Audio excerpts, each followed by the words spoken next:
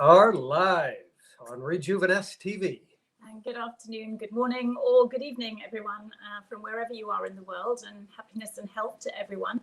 And here at Rijooviness TV, myself and Reg really want to help you to focus with your family on living your best life in the body that you love to live in. And we are live from Barbados. And on this beautiful sunny day, we really want to give you some tools and really empower you to support your best health, look after yourself, feel absolutely amazing. And as we come up to the Easter weekend, this is a great opportunity for everyone to really focus on their health and wellness after what already in 2021 has been a challenging and difficult year for many people. And if you want more information, then visit our website, which is rijooviness.com, or follow us at Rijooviness TV, and all of our information is up on YouTube as well. And today we are so honoured to be sharing this next hour with a friend of mine for many years, somebody that I have huge respect for. And this gentleman, oh dear, a little windy in the background there. This gentleman, Stephen Wilson, has got a very powerful story to share with everyone. And I know that he's had some serious challenges in his personal life. And sometimes we need to hear it from other people who have gone through an awful lot to understand how important our life is. And he shares a lot of synergy and thought processes with both Reg and myself. And, you know, Reg trained as a doctor and then went down the alternative medicine route purely because he wanted to support people. And I know one of your main key focuses is to help people who have had cancer. And we are bringing to you today somebody who has a very, very empowering story. And we'd like to welcome Stephen Wilson to be on our show today. Here he is. And here he is. Hello. Hi, Stephen. Thank you so much for joining us. Where are you in the world, Stephen? I'm in Lancashire. I'm at my mother-in-law's house today. I'm normally at the barn, but we're just at the mother-in-law's for dinner tonight. So I'm in the dining room. That's why we've got the curtains. I thought maybe you would pick those out. No. That's mother-in-law's choice, but it's a very beautiful place where she lives in the woods here, so it's nice. Lovely. Nice. Well, so you have a farm, you were saying? Do you live on a farm? We live on it's on a farm. It's a stables on a farm, like a barn conversion. Lots of space and away from all the nonsense what's going off at the moment. So if you switch your phone off, you think that nothing's happening. So that's what we tend to do. Best way to be. Well, we've invited you on the show as our guest today, simply because our whole focus is living the life you love in the body that you love to live in. And really, you know, our focus is very much also about reconnecting with yourself. And, you know, you are, as many of people who are joining us today might already know, because I know you know an awful lot of people, Stephen, that, you know, you've been a personal trainer, you've been involved in the bodybuilding world, and you're also a coach and a mentor, and you help and support people to really living their best life. And your details are running along the bottom, so if you want to get hold of Stephen following this interview, then, you know, please do reach out to him. But what we'd really love you to share with everyone today is your empowering story to recovery, and what really happened, and, you know, to support other people who might have, you know, similar stories, to give them options and to share with them, you know, life on the other side. So, you know, this happened a long time ago, right? Yeah. So we'll be 23. So I'll be celebrating it's 15 years remission this summer. So, which is a great thing. 15 years since being diagnosed, and since the remission. So like 16 years from diagnosis, and 15 years from remission. Yeah, congratulations. And what really happened? You know, how did it all come about? So basically, from a young age, you know, I've always been into sport and training. My uncle were a physique model. So he got me into training at a very young age, like at 11, you know, having all your supplementation, eating quite healthily. And I played rugby at a good level and kickboxing. So I was always known as a healthy, active, young person with my own business. And at 23, I'd come back from Dominican Republic. We were doing some training and some kickboxing, holidaying and what have you. And I'd got some really awful pains in my side, which were just basically unbearable. And I'd never been to the doctors ever. You know, I've probably been to the doctors a couple of times in my life before then. Went to the hospital and they thought it were some twisted bowel or some sort of issue, maybe from training. And then they diagnosed me with appendicitis. So I had to be rushed in for surgery. I think it was about a 5-6 hour surgery and 30 stitches from my belly button downwards. And they took the appendix out, which had trapped a little bit of the bowel, which were causing the horrific pain every time I ate some food, you know, in digestion. When the food was getting down that section, it was causing like unbearable pain, almost where I couldn't even stand up. So they did this operation, did some stuff on the bowel. I think they cut a little piece and, you know, connected it back. And obviously I had all the bags and, you know, catheters and everything. And literally I'd gone from like, you know, 13 stone, 10% body fat to being in a bed for about 3 months recovering. When I got the recovery, or when I was able to walk and function and what have you, the doctors called me in and said they'd found 2 small tumors when they did the operation, which were diagnosed later as Burkitt lymphoma. Thought it was non-Hodgkin's to start with, but then Burkitt lymphoma, which when you look at cancers, they're like on the spectrum of the aggressive lymphatic cancers. And I think they're only found in like Africa, the Burkitt lymphoma. I think it's Africa or India or somewhere like that. And they'd not had a case for about 25 years in Sheffield. So they called loads of doctors in and everything to look at this. And so basically the problem and the pain and everything were just appendicitis, which was, when I look back now, I was very lucky because the doctor said at the time, I had 6 doctors, if I'd have not had appendicitis, then these 2 tumors could have been quite aggressive. You know, by the time they would have been noticeable, you know, with some, you know, problems. I've read that people can have tumors for like 5, 6, 10 years even before they become a problem. So lucky in a way to have such a stressful operation to find them. So yeah. You were very, very, yeah. So that was meant to be to start with then, you know?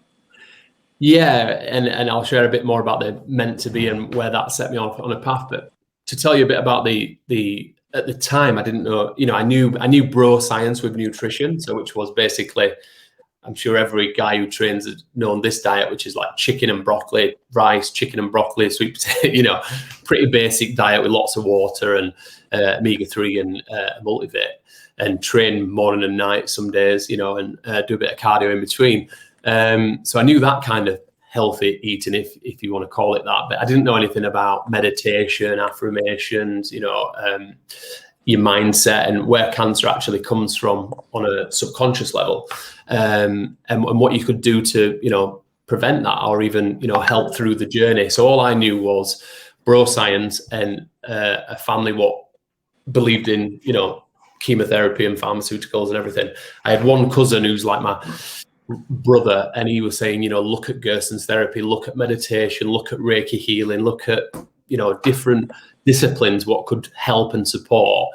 But it were kind of washed out as the quack of the family, don't speak to Stephen about these things type of thing, which my family were just like, you know, doing what they thought were best. Because for somebody who's so healthy to be put on a hospital bed with severe cancer, wanting to start aggressive chemotherapy, you know, it's pretty scary at the time, especially when I don't know what I know today.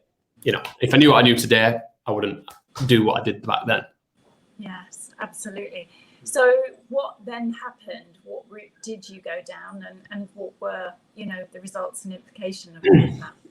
Well, I think as a child, you're always taught that, you know, if you're ill, or this is my background from my family, you know, you go to the doctors, somebody in a white coat who you trust and believe in, will help you with some potions and cocktails and what have you. So I wasn't such a believer in that because I never needed it. But when you're told that you've got aggressive cancer, you need a an aggressive form of chemotherapy and you need to start right now. And you're looking at, I think I had 4 cycles of chemo in hospital, best part of a year, with very little home, allowed to come home. And they wanted to do a lumbar puncture treatment with chemotherapy as well for the brain and the canal fluid, and that were a precaution. So quite scary. And what really scared me is that they told me that I had non-Hodgkin's lymphoma, and I'm quite a chatty, lively person. And so I was the only person who were quite positive about having cancer. Everyone else were ruined and crying and, sympathy and all this kind of stuff. But I just said, let's get through it. We need to, start the treatment and hit it head on.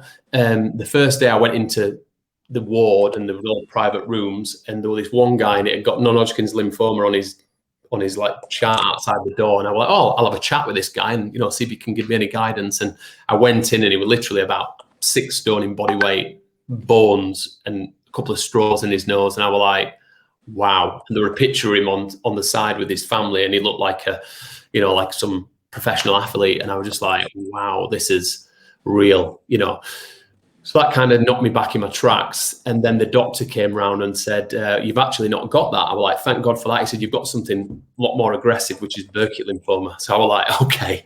And then it was basically chemotherapy, night and day, methotrexate, which completely destroys your cell.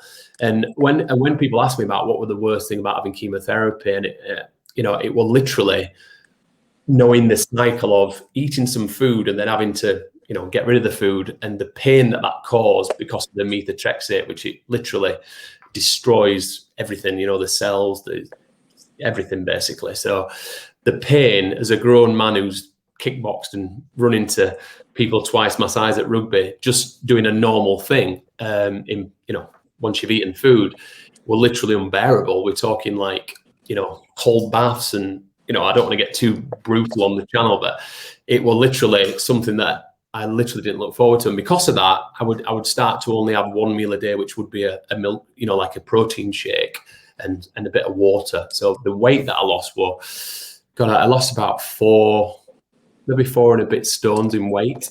And I had a lot of muscle mass when I went in. So you can imagine going from like being quite, solid all your life to having literally lost quite a lot of weight and no energy whatsoever. So really, really challenging. Quite an experience. As you know, I've been dealing with cancer as a practitioner, and also in my family for over 30 years. Well, actually, my father was diagnosed before I was born, so that's over 50 years ago, and that's kind of what got us into the situation that we're in right now. And we, we're very much the same as you. Is very much is open and looking to answers and looking to what causes cancer in the first place. What are the right choices to make as you go through, and and what do you do when you've got pressure coming from the outside of other people's opinions and other people's thoughts and feelings, and then you're battling within yourself. So where did you find that strength to kind of go with your intuition, go with what you felt was the right thing for you to do throughout the pressure of all those that love you around you? Yeah, I think at the time, this is like, 16 years ago when I got diagnosed, 15 years remission. So I was 23. At the time, I was scared, but I wanted also to be brave for my family at the same time, if that makes sense. And my parents were very proactive in, let's get this started, let's do this therapy, your body's strong enough, you'll be able to recover. And because it happened so quickly, before I knew it, I was hooked up to some chemotherapy and feeling pretty terrible quite quickly. Having a little bit of a word from my cousin, little bits, which he was kind of blocked off a little bit, if I'm honest, by certain members of the family, but basically little bits which got me researching. This is before Facebook, obviously, and internet were just being used a little bit. I used to read more than anything, and I started to read about things and just read little things in hospital, just start to open my awareness. But my intuition was the doctors told me that it would take maybe 4 to 6 weeks to recover it in an isolation room after each cycle of chemotherapy. So it was like a 3-week cycle of intense chemotherapy, and then it could be 2 to 6 weeks recovery for the white blood cells to come back to where I wouldn't get any infections. And, you know, the things that kill people, as I'm sure you know from your experiences, is shock, stress, low immune system from the drugs. It's not necessarily the cancer or the tumor what kills the people. It's the therapy what destroys everything in the body where you've got no defense system. And I remember they said that you might have to have blood transfusions if you get an infection. I remember being woken up at 3 in the morning, having a temperature, and literally having a full blood transfusion at 3 in the morning, which is like, if you've ever had one of them done, especially at that time when you're trying to get some rest, is quite scary. But what I learned from my own intuition when I look back now is I used to say to the doctors, it'll take me a week to recover. You'll have not met anyone like me. Almost like, not arrogant, but a sense of arrogance or confidence is probably a better word, where I would say, it'll take me a week to recover. I'm visualizing, you know, being on a beach. I'm visualizing being strong again. I'm visualizing having my body, you know, ripped and hard and solid and all this kind of stuff, even though I was like turning into this withered young man with, you know, no hair, no facial, everything just literally went after one session of the methotrexate, more or less. And we've got quite a lot of cycles of that. But when I look back now, I was kind of meditating before I knew what meditating was. I was visualizing before I knew that. Some of your listeners will probably have seen some of Louise Hay's work about affirmations and understanding underlying issues, and they're doing the affirmation for that. I was doing affirmations like, I am well, I am healthy, I will live longer, I will share my story in my head, in my own head. And my mum and dad used to be like, he's lost the plot here, you know, because they'd never seen that side to me. I'd not seen that side to me. And I think when I look back now, that affirmation, that meditation, and that self-belief and confidence, because I've always known as a confident person, no matter what's put in front of me, is I recovered within 7 days on the first cycle, then 5, then 4, and I think then 2 days. And there were some people having lesser treatments, being in isolation for 2 months, you know, with one visitor, masks and everything. I saw people die through panic, you know, getting stressed about having some more chemotherapy, and then they'd have an heart attack or have some hypertension or have a breathing fit or an anxiety attack. I saw maybe 4 or 5 people who obviously are not here today through panicking. So I tried to keep a level head. And like I said, knowing what I know now, I would have done any of that. I would have done what I believe in today. But I was kind of pushed and scared and young, and, you know, steered into that, if that makes sense. Yeah, it makes perfect sense, and I totally understand. That's one of the key reasons that I actually wrote the book Be You, because learning what I learned about my father and watching other people and clients go through exactly what you're explaining, that made it abundantly clear that it's not just one thing. No. And, you know, I always wondered, why is it that some people get cancer and they get rid of it? Other people get cancer and they suffer from it, like my father did for almost 20 years. And other people get cancer and they suffer from it for many, many, many years. You know, what's the difference? And, you know, it's not just the treatment. It's not just, you know, positive mindset, but it's a combination of everything, including beliefs, you know, environment, the people you surround yourself with, you know. And like you said, you know, some people who go into these things feeling, it's going to kill me. Well, they're usually right. Or, I'm going to suffer from this. Like you said, having to go into isolation and deal with it for 4 to 6 weeks to kind of rebuild. Well, if you believe that, yeah, it's true. But you clearly didn't believe that. No. And, you know, and people say, well, you know, that's hokey pokey witchcraft stuff. Okay. Well, if you believe that, then you're right. Yeah. The doctors used to, I mean, even though I'm not a big believer in pharmaceuticals and things, especially now, we had a bit of a banter or camaraderie or whatever you want to call it. And I used to be like, tomorrow you'll be letting me out. You know, you test these bloods and they're going to be good. You've got a little super. I used to call myself Super Steven or Super Steve, or, you know, like Superman. I've always been into superheroes, and I used to think I was Superman as a young child. You know, but it works if you believe it. And it also works against you if you believe the negative side of it. You know, you believe, you achieve. Absolutely, positive or negative. Totally.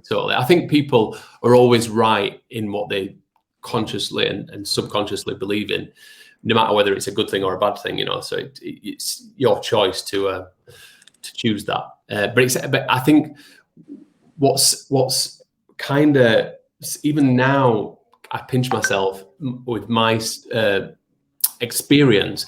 I had no like coach like yourself. If I had somebody like you on my shoulder saying, Stephen, you need to do this, I'd have probably recovered in a few weeks. But I was consciously learning and being open to it. And, you know, and I remember when I was in horrific pain with the sickness and the joint pain from the lumbar punctures, and you have to stay still for like 6 hours, and, you know, like with a strap on you so you don't move the canal fluid, especially when you have more and more and more, because it's depleting the canal fluid.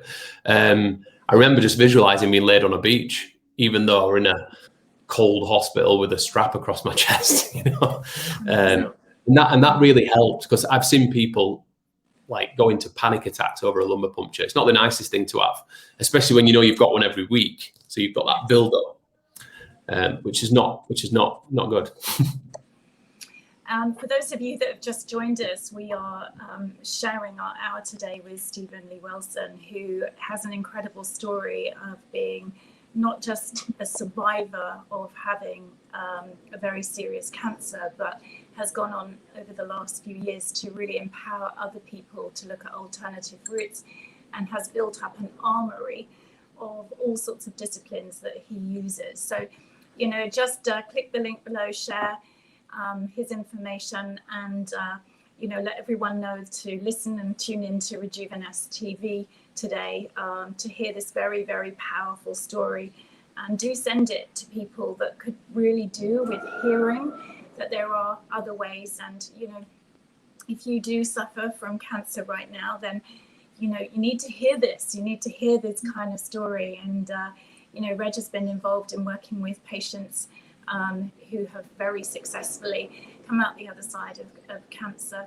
And I think, you know, I think there is a stigma behind the word cancer, and, you know, everyone has their story, but, you know, you obviously approached it in a very, very positive way, and you truly are Superman. I think that's all we can say. You know, you are really Superman. You know, you survived all odds, really. So what was the next stage for you? You know, you kind of, what was the next area that then what happened? So what happened was I'd done you know, maybe been in there best part of a year, you know, in quite a lot of that time. And what really woke me up, like more than anything, more than the self-belief and the affirmations, what I taught myself in hospital, is I remember sitting down after, you know, 4 cycles of chemotherapy and the recovery isolation rooms and all that kind of stuff, and the lumbar punctures. And I got 6 doctors, and I'd say out of the 6, one of them looked remotely healthy. I'm not saying all doctors look unhealthy, but, you know, if you just saw that person in the street, you probably wouldn't have asked for health advice. And I was like, what's now? And they were like, well, we've got full remission. We've done your bloods and your some scans and some MRI scans and this and that. We've got full remission. Brilliant. Amazing. And it's like almost like a relief. And my parents have always said to me, Stephen, you've, from a very young age, from being like, you know, from the moment I could speak, I've always asked loads of questions. You know, what does that do? Why do you do that? Why is one of my favorite words with coaching. You know, why would you want to do that? Why is that? And why do you believe that? And I said, what's now? What do I need to do? And they were like, they gave me a piece of scrap paper, not a document or a PDF or here's your journey to health again, Stephen. And it basically said 5,000 calories a day to put you 4-point-something stone on loss. You were 13 stone, whatever, when you came in, you know, under 10 stone now, obviously from chemotherapy and not eating. Eat bread, dairy, pizza, ice cream, really high calorie, rich food with no nutrient density whatsoever. And I looked at this piece of scrap paper and I said, what about like superfoods? What about, you know, different proteins? What about omega-3? What about a multivitamin? What about some juicing? What about, you know, certain superfood blends? What about, you know, cacao? What about all these different amazing things that we can nourish his body with. And they just looked at me like I was talking in an alien language. Then I asked them about, you know, what about like the after effects, psychological effects? You know, would meditation help? Would maybe do some yoga training? When can I go back to the gym? And it was like, avoid the gym. You know, you don't want to challenge your immune system when it's not at the peak level, and just sit at home basically and eat garbage. And I was like, okay, this is a little bit, you know, and I couldn't believe it because I've been reading some things. Obviously, I came from a bit of a bro bodybuilding style, not bodybuilding like, you know, a huge bodybuilder, but just training. So I knew a little bit about nutrition. I had a good business at the time doing engineering, a few properties, and I got home and I just was like, I'm going to retrain. I'm going to reskill. And like everyone was like, what? You're an engineer and you've got this good business and you're doing well and blah, blah, blah, blah. And, you know, owned a couple of properties at a young age. And it was basically, no, I want to do something different. And the first line was like, learn more about what I loved, which was weight training. So that personal training became a natural thing to re-educate myself in. And then nutrition and supplementation, and then the psychological effects of it, which is like NLP. So I love NLP and how effective it can be if you understand it, and understanding people's subconscious and why they do things and what's holding them back from when they're a little child. Even when they're 50 years old, they've got a problem from 40 years ago, which a lot of time is not enough love or abandonment or whatever it might be. And it's triggering all the life. And like we were saying earlier, can cause, if you believe in disease from coming from within, it can cause all kinds of problems when we're not self-loving the body and looking after ourselves. Disease in the mind creates disease in the body, right? Yeah, perfectly put. I'm going to steal that. So I started learning, like one by one, started learning things, you know, started to do personal training, and it was challenging because I'd always known how to make money in engineering and you know, and so it was a complete switch. Tried to get rid of negative relationships, things in my life, you know, even relationships what wasn't negative. I just wanted like a clean slate. So I kind of like I went almost from a super extrovert to a bit of an introvert, where I was like, right, I don't want that in my life. Don't want this. Don't want to watch that crap. Want to read this book, you know. And it were almost like this. Just I've always been good at like cutting things off if I've seen that it's toxic, but I become like almost like an advanced power after having chemotherapy, no nonsense approach. Went back to the hospital every 2 to 3 months for blood tests, MRI scans, all that kind of stuff. And after about 2-3 years, I think it was maybe 4 years of doing that, it were like a big build up. Every 3 months, my parents would want to come to hospital with me, get their blood test, do the MRI scan, wait for the results around a lot of ill people. So I'd be there bouncing around. People thought that I was the personal trainer for cancer patients, but I'm the patient in a room where people have already looked like they've given up, if that's being fair. So I felt out of place going back to be told that I'm healthy by someone who doesn't even look healthy, who told me this ridiculous diet plan. And they were saying, what are you doing? I'm like, I'm green juicing, I'm meditating, I'm doing a bit of yoga, I'm training twice a day, you know, I'm back golfing every day, I'm in nature walking and breathing, you know. Later on started doing more breath work, like Wim Hof stuff, which I love now, and ice work, that was like later on. And I remember doing my NLP qualification and telling the coach about which will become apparent about finances, where I said I can make a lot of money, but then it's almost like it disappears. And he was like, it's almost like you're getting rid of everything, Stephen, because you've got this 3-month appointment. And we did some NLP work together. And what he unfathomed is that I'd got a limiting belief from a 23-year-old man. This is like 6 years later, 5-6 years later, what believed that everything that we're creating, we're just going to end anyway at some point, you know, abruptly, and you're going to die. But even though I never spoke about it, because there's no one to speak to when you come out of hospital, there's no like psychologist or coach or therapist. It's just, see you later, there's your diet plan. And I was like, yeah, that makes a lot of sense to me. And he said, I'm not telling you not to see the doctors anymore, but you do what you intuitively believe in. You believe in health, you believe in holistic healing, you believe in breathwork, meditation, superfoods, you know, balancing the body, getting rid of inflammation, removing toxicity from your life, working with your subconscious, reading, you know, evolving yourself daily. He said, but then you go to hospital to speak to somebody who you don't believe in, who you kind of resent for a really bad aftercare, if you like. to be told whether you're healthy or not. And he goes, and that's what's happening with your finances. You're building it up and then getting rid of it all before the appointment, or, you know, not so aggressively, and it made a lot of sense. So I literally rang the hospital up, and I just said, I said, I'm grateful for everything you've done. I'm a very grateful person. And, you know, even though I didn't believe in some of the things that were done later on after looking back, but I just said, look, can you please not contact me again? Can you please take me off your list? Can you please take me off your records? Can you just, I don't want any emails, letters, nothing. And they're like, what? And I'm like, yeah, I'm good. And I've never been back since, ever.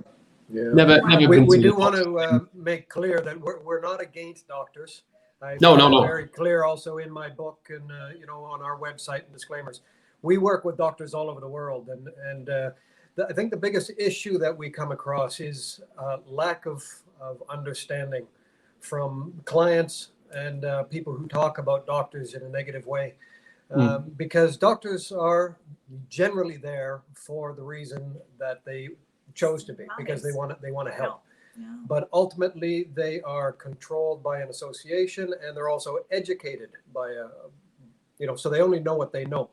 Well, at the same time, they are open to helping people, and that's why they're there. We work with doctors all over the world, and there's a time and a place for everything. You know, just like a diet plan, there may be a good time and place to go on a diet plan, but generally, if you look at your lifestyle, you won't need the diet plan, right? And and we find that with a lot of ailment, and like I said earlier, dis-ease in the mind creates disease in the body. And also we talked about a lot on this show is detoxing and cleansing the body, right? So when we do start looking at all aspects of who an individual is and the choices that they're making, the beliefs that they have, their environment, the people they surround themselves with, their choice of jobs, or, you know, all these different things that people feel that they're forced into doing because that's what they've always done. It's amazing that they end up living lifestyles that they don't want to be living. But like yourself, and like myself and Sue, the same, you know, when we take a step back, and no matter what, you know, our friends and family and other people are saying to us. I'm calling you now. Yep. Sorry. They want to know more. Sorry, just turning that off. Do apologize. I don't know where you've gone. One sec. That's okay. When people do make a life choice, and that's the biggest thing that we see. You know, I've been working with cancer patients for over 30 years, and I've only lost 2. And the 2 that I've lost have made that choice to go back and start, listening to their family and doing what their family has told them to do. And they believed that the cancer was going to kill them. And they were right. It did. But thank goodness in over 30 years, it's only been 2. And the rest of them, which are hundreds, have decided, no, just like yourself and just like myself and just like Sue, you know, this is something that I'm going through. It's something I'm experiencing or have experienced, but it doesn't have to end the way that other people think it's going to end. So that's really what the message is. Yeah. So it's not looking down on anybody or judging doctors or hospitals or treatment. I'm working with 2 clients at the moment who've been doing the chemotherapy, and I'm acting like a support coach with the nutrition, supplementation, reducing inflammation, giving them a bit of positivity back in the life again, meeting up, you know, and doing things with them what is creative, you know, even if it's just walking and chatting about releasing a lot of the internal problems, which has probably caused it in the first place, depending on what your belief system is. And it's you know, it's been helping. The treatment's actually been working better, or they've been having less side effects from just having a different approach, and which is good. And then I work with other people who are literally, you know, they just want to do everything naturally. And, you know, I don't ever say to anyone that there is a cure, which way you slice it. It's to do what you intuitively. I think when I look at things with clients is, I wish that I would have had me or somebody like yourself or Sue 15, 16 years ago, like saying, Stephen, this is, but then again, if I would have had you guys, I probably wouldn't be doing what I'm doing now. Exactly. Because I learn through pain and suffering. Yeah, what the alternatives are, and finding them alternatives. And I think what the realization with me with the hospital, and like I say, hospitals are phenomenal things for a lot of problems, is when I had my blood tests done and they were just literally off the charts, like they'd not seen anything like it, you know, white cells, boom, better than when I was like 23 at 28, 29. And I said to him, do you want me to share what I'm actually doing? And they're like, no, just carry on. And I'm like, yeah, but I could share some things what might be able to help some other people. This was before I'd like started coaching people around this, and they're like, oh no, it's fine. And I'm like, but I'm 13 stone and 10% body fat, and I've done everything that you told me. You know, I've done the complete opposite, literally. And no, it's fine, Stephen. It's fine. It's great just to see you healthy and brilliant. And I was like, wow, it's like, I was like, have you read Gerson's therapy? Have you looked at some of Louise Hay's stuff? No. Would you be interested? I could bring a book next time. No. And I just thought, wow. And at that moment with the NLP coaching as well, and doing the practitioners and the masters in it, and getting a real good connection with the coach, I've got a lot to thank him for. John Thompson from Leeds, phenomenal guy, and he didn't make me do a call. He just opened my subconscious up, where I just thought, God, the only thing that's really holding me back is believing that I need someone else to tell me that I'm healthy every 3 months. And as soon as I cut that, a lot of my family went mental. I got a lot of, not abuse, but, you know, worrying text messages, worrying phone calls from my mum. But I just said, look, trust me. I think I know what I'm doing. And, you know, 15, 16 years later, I'm probably healthier now than I was when I was 20, you know. So. Yes. And you know, you had to go through that journey personally yourself, which was a huge life lesson for you, in order for you to not be an engineer anymore, but to be a coach to support people. And you know, I know that you've discovered lots of things. You've mentioned breath work. Can you share with everyone, because I'm a firm believer in breath work. I think it's absolutely incredible. But quite a few of my girlfriends who do breath work, and the difference is phenomenal. Can you share with everyone if they're unfamiliar with breath work? I think what opened my eyes up to meditation and breath work, I mean, I've been on a lot of retreats and experienced all kinds of different disciplines around it. But what really woke me up to this kind of discipline, what I think really advances everything else, whether it's your nutrition or your belief system, is, you know, a lot of people think that we need to move weights and train and things like that to strengthen the body, but the mind controls the body. So the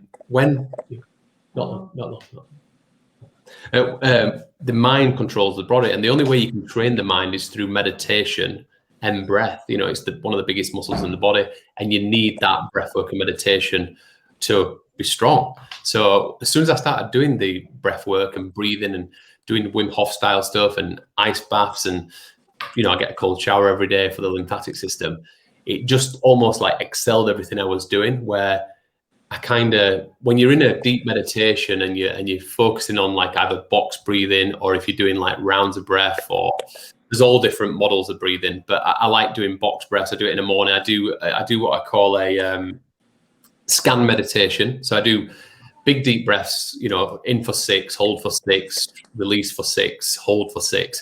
But as I'm doing it, I'm imagining like a white health of light coming through my crown chakra and running through my body, and almost like if you ever watch RoboCop or Terminator when they're scanning the area, you know, if you ever watched any of them films, it's basically like my white light, if you like, scanning the body for any niggles, any things what I'm not happy with, maybe a little bit of a gut issue if I've eaten some food that I maybe wouldn't normally eat. And it's almost like you become so in tune with yourself, you naturally know the things that might be causing these problems. And I've found it phenomenal, and I've made it a habit, you know, do it in the morning, do it at night. My little girl's only 15 months old, but I'll sit her on my knee and I'll be like, breathe in and breathe out. And she doesn't really know what we're doing, but she's really calm as soon as we do it, you know, and I'll keep teaching her more and more of this, so that, you know, when she's 5, she'll probably be able to teach a meditation class. Yes. Yeah. No, that's awesome. And I love how you go in and scan the body. We talk about that a lot in Body Wisdom when we're teaching people to reconnect with themselves. And we do a number of different programs, whether it be private one-on-one programs or everything through to the retreats that we hold. And detoxing and cleansing the body is a big part of that. What about water fasting? We've been doing a lot of water fasting. We host water fasting programs and detox programs all the time. And with my cancer patients, that's exactly what we do, is especially the ones that are more extreme, we get them directly into water fasting and detoxing, cleansing the body as well as the mind. to spiritually and energetically and physically remove the stuff that doesn't belong there. Exactly. What's your experience with that? So what I've noticed is, and I love intermittent fasting. I've been doing 16/8 for many, many years because I just like that withdrawal from food and letting your digestion system, give it a chance to digest the food correctly and what have you, and getting the right.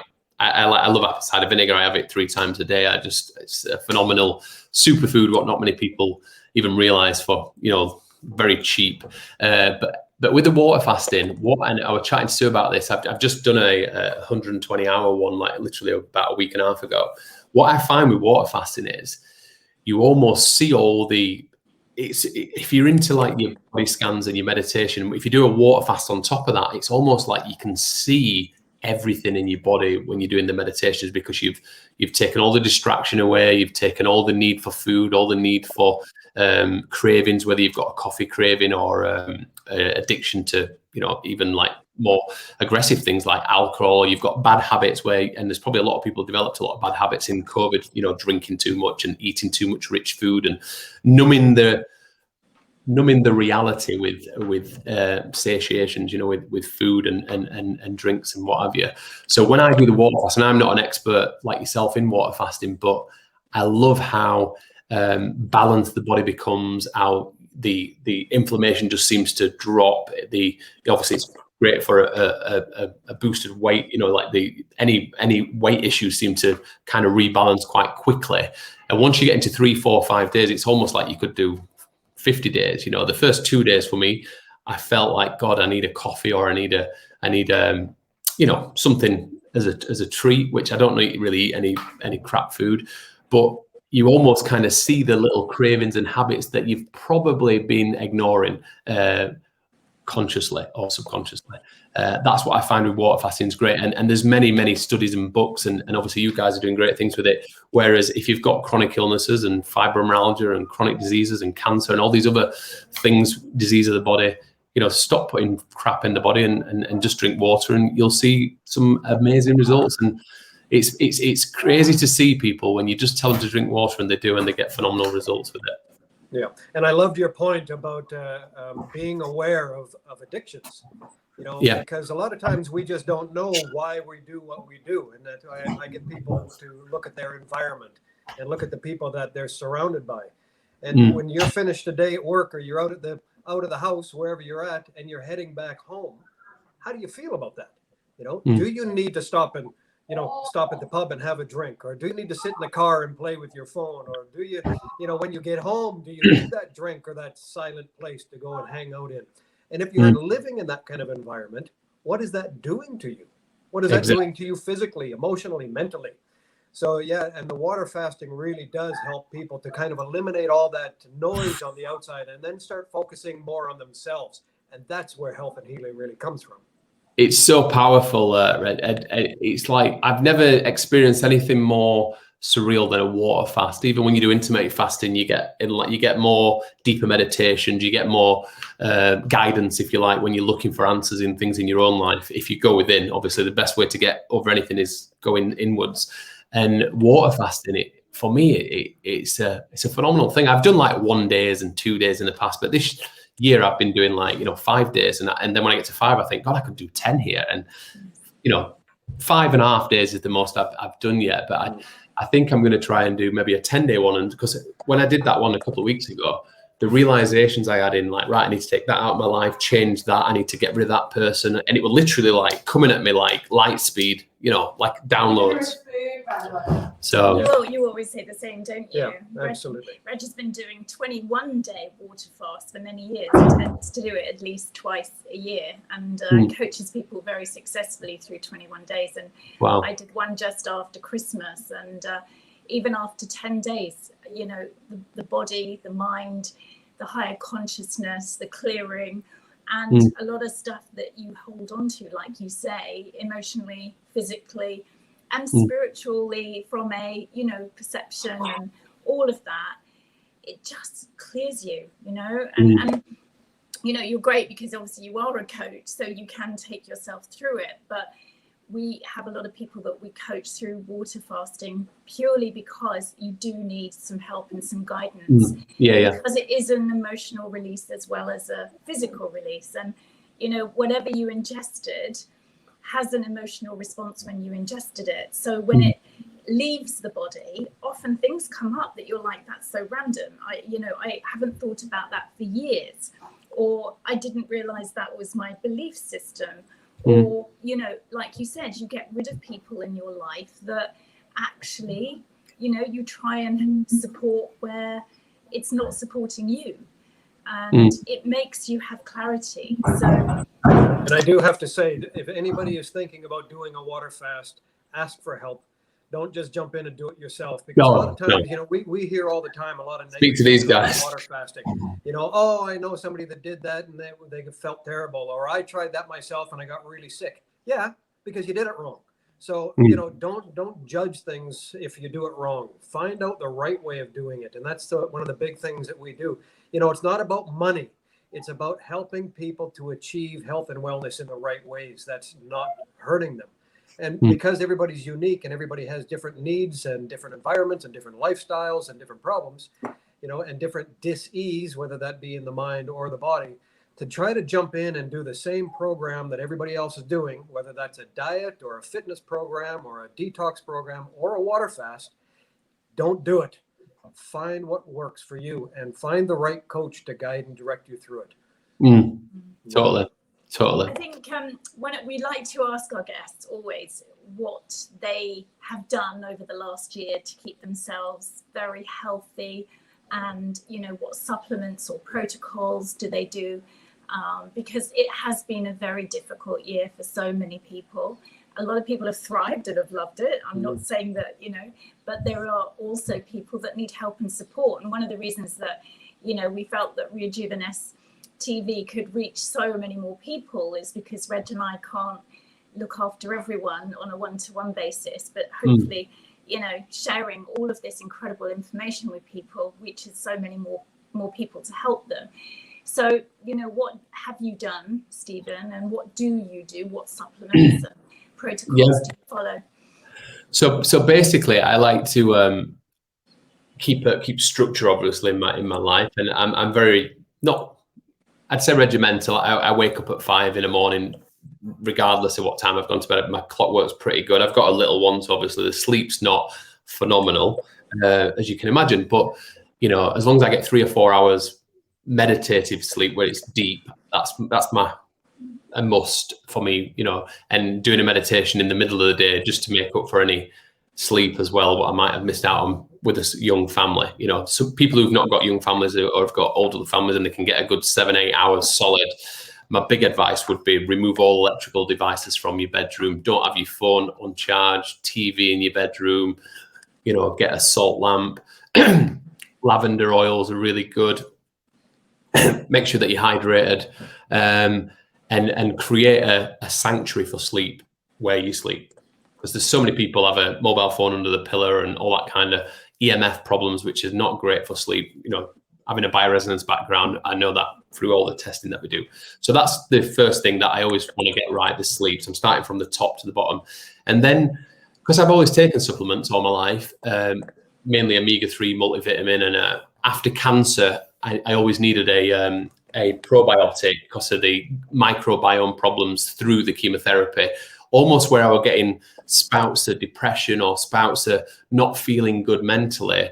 And I knew it were as soon as I'd eaten some bad food, I would get some sort of feel a little bit depressed, or I feel a little bit, you know, a little bit of anxiety, which I've never experienced before. As soon as I had some prebiotics or probiotics and balanced the diet with some live bacteria foods like kimchi and sauerkraut and things like that, my mental health would just improve rapidly. You know, alcohol is one of the worst ones for me. If I have a few beers, I can feel it not working very well with my microbiome, and chemotherapy can destroy microbiomes indefinitely, you know, so you have to nourish them and keep growing them.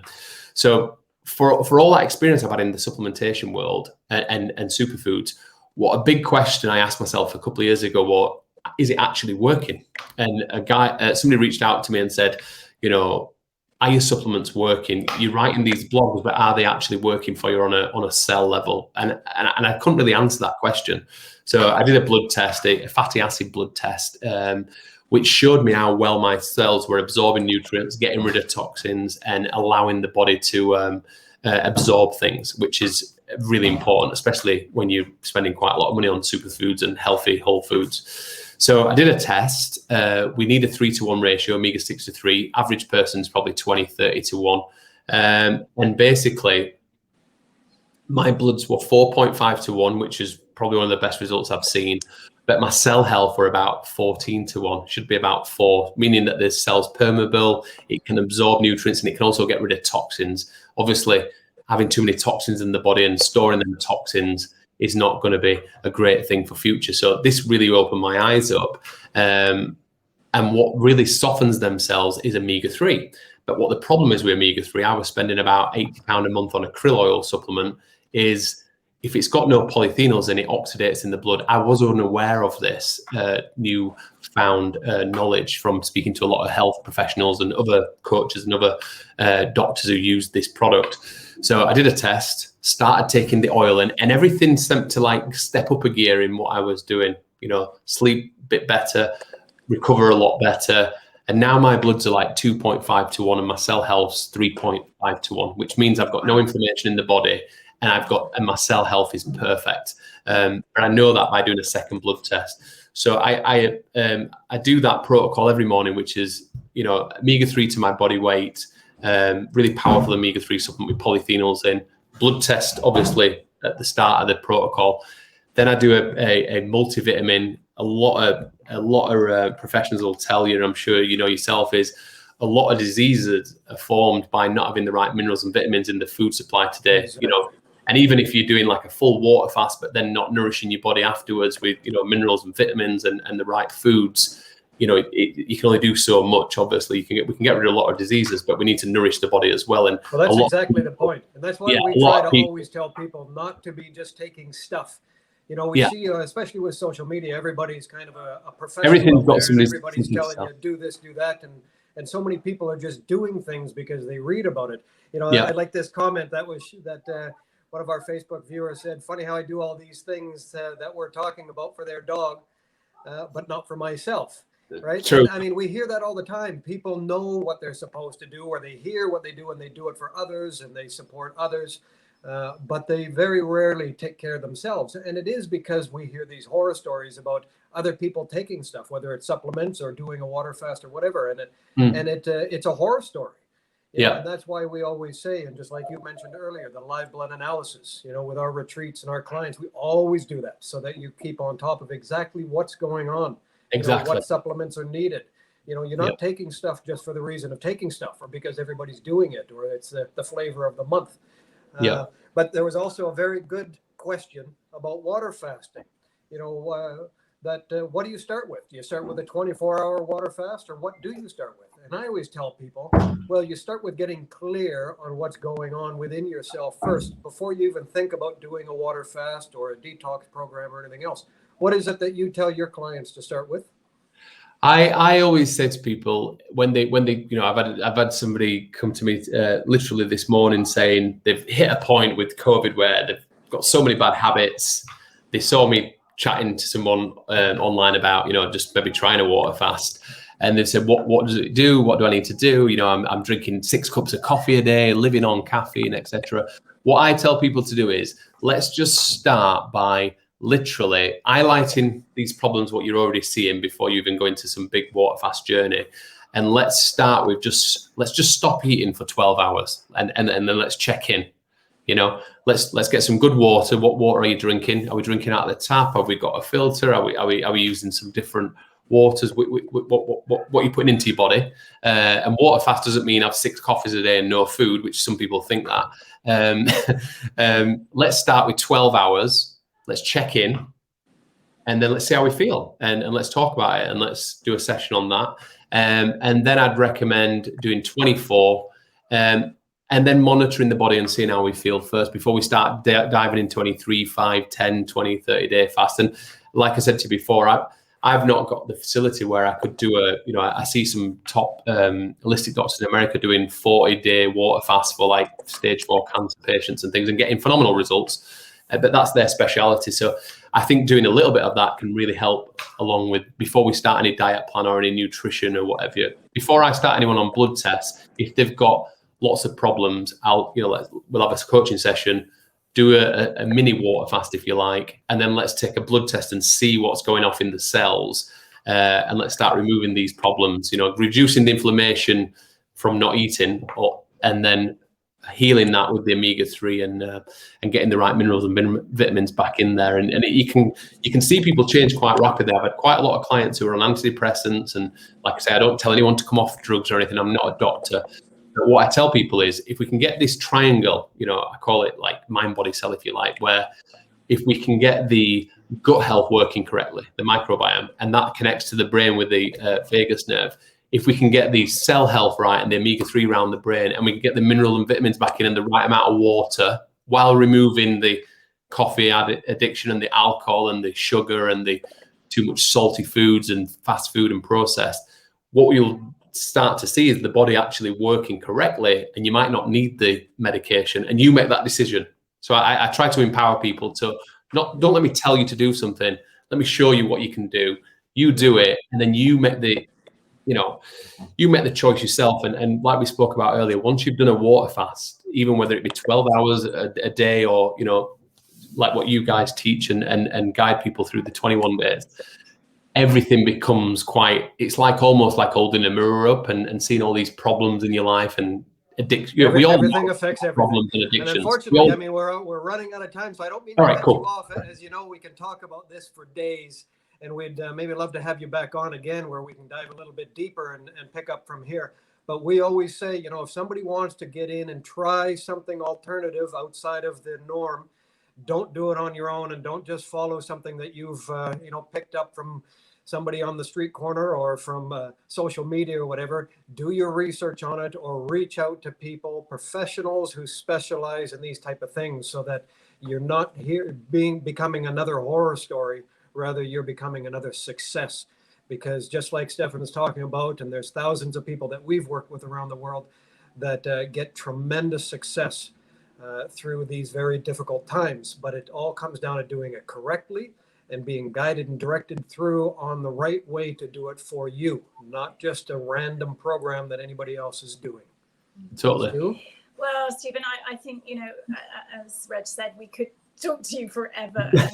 You've been an amazing guest, and we really, really appreciate it. I know that, this will be shared worldwide in the next few hours as people catch up. And, your story is incredibly inspirational, amazingly powerful. And, by sharing this with so many people, you give not just hope, but also guidance for people to look at what's right for them. And as I say, don't always go through a sausage machine. It's important that you make decisions for yourself. And of course, the medical profession save lives. And, Definitely. They're so highly trained and skilled. And, that's exactly what they're there for. But there also is a part of us that needs to take personal responsibility. Exactly. And really, we always talk about reconnecting with yourself, and that's what you have to do. Yeah. As soon as you give your power away and think that you need something from outside, you're starting to lose already. So thank you, Stephen. We all right, really thank you. Appreciate your time and for having me on. Thank you so all right. much. Have a great day. See you later, guys. Okay, take care. Bye. So, wow. Well, I think what a great show. An incredible inspirational story from Stephen Wilson. And, yes. Do reach out to him. The oils that he was talking about, we also recommend them on Rijooviness.com. You can go into our shop and the product range where you can have your blood test done is called Zindino.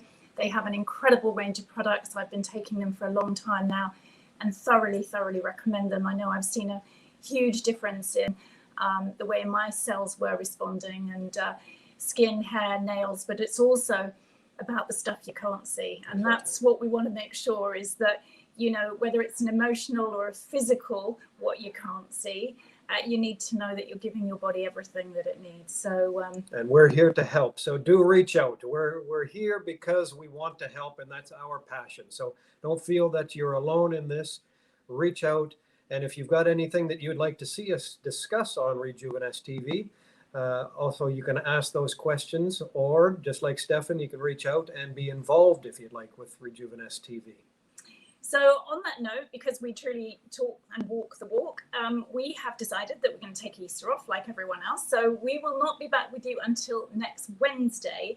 And we wish you all an incredible bank holiday weekend. We'll be with you at the UK time. No, that's not right. The Barbados time at 1 o'clock. Yeah. Yes. 6 o'clock in the UK, but you know, these recordings go up on YouTube, and also if you're not part of our Rijooviness TV community or our rejuveness.com Facebook group, then do reach out and get added to that incredibly inspirational and powerful group. Yes. Thank you very much for your time. We wish you a great little holiday season. Take some time for yourself, reflect, get within yourself, and reconnect with who you really are. Thank you very much for your time, and we'll see you on the next show. Goodbye.